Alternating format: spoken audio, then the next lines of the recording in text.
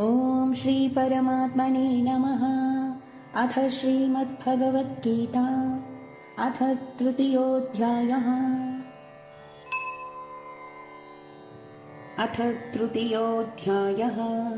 अर्जुन उवाच ध्यायसि चेत् कर्मणस्ते मथा बुद्धिर्जनार्दन तत्किं कर्मणि घोरे मां नियोजयसि केशव। व्यामिश्रेणेव वाक्येन बुद्धिं मोहयसीव मे तदेकं वद निश्चित्य येन श्रेयोऽहमाप्नुयाम्। श्रीभगवानुवाच लोकेऽस्मिन् द्विविधा निष्ठा पुरा प्रोक्ता मया नघ ज्ञानयोगेन साङ्ख्यानां कर्मयोगेन योगिनाम्। न कर्मणामनारम्भात्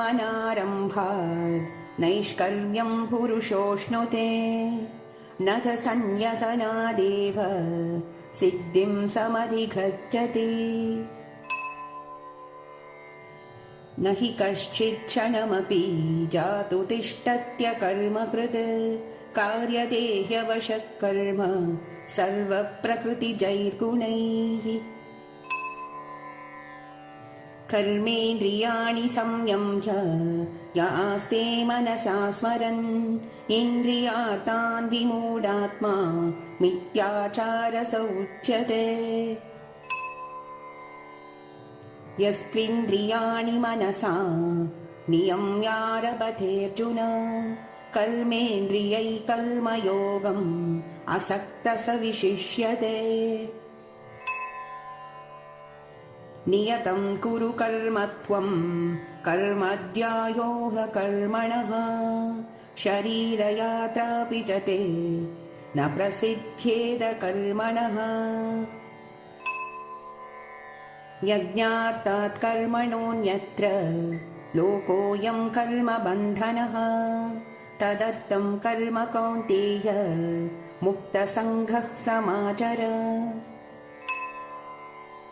सह यज्ञा प्रजा सृष्ट्वा पुरोवाच प्रजापतिः अनेन प्रसविष्यत्वम् एष वोस्त्विष्टकामधुक्। देवान् भावयतानेन ते देवा भावयन्तु वः परस्परं भावयन्तः श्रेयः परमवाप्स्यत। इष्टान् भोगान् हि वो देवाः दास्यन्ते यज्ञभाविताः तैर्दत्तानप्रदायैभ्यः यो भुङ्क्तेस्तेन एव सः। यज्ञशिष्टाशिनः सन्तः मुच्यन्ते सर्वकिल्बिषैः भुञ्जते ते त्वगं पाप ये पचन्त्यात्मकारणात्। अन्नाद्भवन्ति भूतानि पर्जन्यादन्नसम्भवः यज्ञाद्भवति पर्जन्यः यज्ञकर्मसमुद्भवः। कर्म ब्रह्मोद्भवं विद्धि ब्रह्माक्षरसमुद्भवम् तस्मात् सर्वगतं ब्रह्म नित्यं यज्ञे प्रतिष्ठितम्। एवं प्रवर्तितं चक्रं नानुवर्तयतीह यः अगायुरिन्द्रियारामः मोघं पार्थ स जीवति। यस्त्वात्मरितिरेव स्यात् आत्मतृप्तश्च मानवः आत्मन्येव च सन्तुष्टः तस्य कार्यं न विद्यते। नैव तस्य कृतेनार्तो नाकृतेनेह कश्चन न चास्य सर्वभूतेषु कश्चिदर्थव्यपाश्रयः। तस्मादसक्तः सततं कार्यं कर्म समाचर असक्तो ह्यचरन् कर्म परमाप्नोति पूरुषः। कर्मणैव हि संसिद्धिम् आस्थिता जनकादयः लोकसङ्ग्रहमेवापि सम्पश्यन् कर्तुमर्हसि यद्यदाचरति श्रेष्ठः तत्तत्तेवेतरो जनः स यत्प्रमाणं कुरुते लोकस्तदनुवर्तते न मे पार्थास्ति कर्तव्यं त्रिषु लोकेषु किञ्चन नानवाप्तमवाप्तव्यं वर्त एव च कर्मणि यदि ह्यहं न वर्तेयं जातु कर्मण्यतन्द्रितः मम वर्त्मानुवर्तन्ते मनुष्या पार्थ सर्वशः उत्सीदेयुरिमे लोकाः न कुर्यां कर्म चेदहम् शङ्करस्य च कर्ता स्याम् उपहन्यामि मां प्रजाः सक्ता कर्मण्य विद्वांसः यथा कुर्वन्ति भारत कुर्याद्विदांस्तथा सक्तः चिकीर्षुर्लोकसङ्ग्रहम् न बुद्धिभेदं च नयेत् अज्ञानां कर्मसङ्गिनां जोषयेत् सर्वकर्माणि विद्वान् युक्तसमाचरन् प्रकृतेः क्रियमाणानि गुणैः कर्माणि सर्वशः अहङ्कारविमूढात्मा कर्ताहमिति मन्यते तत्त्ववित्तु महाबाहो गुणकर्मविभागयोः गुणागुणेषु वर्तन्ते इति मत्वा न सज्जते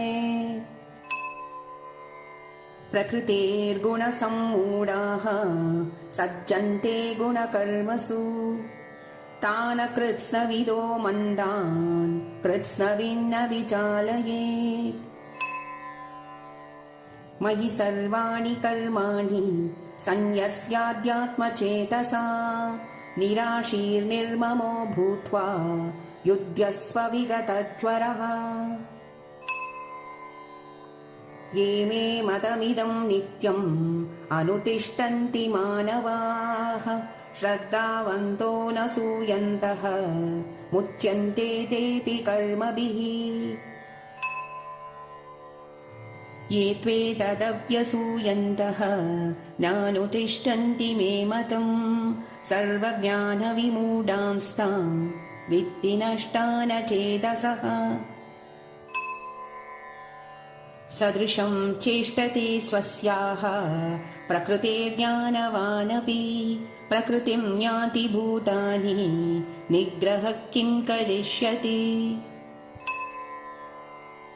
इन्द्रियस्येन्द्रियस्यार्थे रागद्वेषौ व्यवस्थितौ तयोर्न वशमागच्छेत् तौ ह्यस्य परिपन्तिनौ श्रेयान् स्वधर्मो विगुणः परधर्मात् स्वनुष्ठितात् स्वधर्मे निधनं श्रेयः परधर्मो भयावहः अर्जुन उवाच अथ केन प्रयुक्तोऽयं पापं चरति पूरुषः अनिच्छन्नपि वार्ष्णेय बलादिव नियोजितः श्रीभगवानुवाच काम एष क्रोध एषः रजोगुणसमुद्भवः महाशनो महापाप्मा विद्येनमिह वैरिणम् धूमेनाव्रियते वह्निः यथादर्शो मलेन च यथोल्बेनावृतो गर्भः तथा तेनेदमावृतम् आवृतं ज्ञानमेतेन ज्ञानिनो नित्यवैरिणा कामरूपेण कौन्तेय दुष्पुरेणानलेन च इन्द्रियाणि मनो बुद्धिः अस्याधिष्ठानमुच्यते एतैर्विमोहयत्येष ज्ञानमावृत्य देहिनम् तस्मात् त्वमिन्द्रियाण्याधौ नियम्य भरतर्षभ पाप्मानं प्रजहिह्येनं ज्ञानविज्ञाननाशनम् इन्द्रियाणि पराण्याहुः इन्द्रियेभ्यः परं मनः मनसस्तु परा बुद्धिः यो बुद्धे परतस्तु सः एवं बुद्धे परं बुद्ध्वा संस्तभ्यात्मानमात्मना जहि शत्रुं महाबाहो कामरूपं दुरासदम् ॐ तत्सदिति श्रीमद्भगवद्गीतासु उपनिषत्सु ब्रह्मविद्यायां योगशास्त्रे श्रीकृष्णार्जुनसंवादे कर्मयोगो नाम तृतीयोऽध्यायः।